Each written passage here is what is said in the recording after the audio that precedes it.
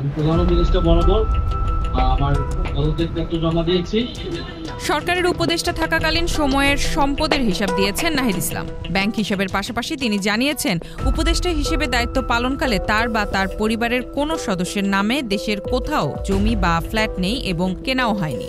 বুধবার নিজের verified Facebook পেজে এসব কথা বলেন নাহিদ ইসলাম। এর আগে প্রধান উপদেষ্টা ডক্টর মোহাম্মদ ইউনূসের কাছে পদত্যাগপত্র জমা দেন তিনি। নতুন রাজনৈতিক দলে অংশ নিতে তিনি পদত্যাগ করেছেন।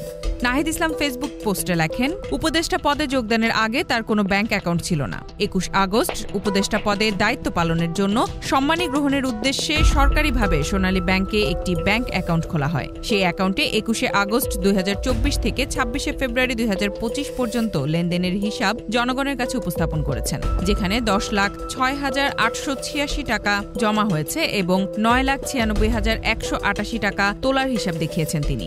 সোনালী ব্যাংকের এই অ্যাকাউন্টটি ছাড়া তার অন্য কোনো অ্যাকাউন্ট নেই, এমন কথাও উল্লেখ করেন নাহিদ ইসলাম।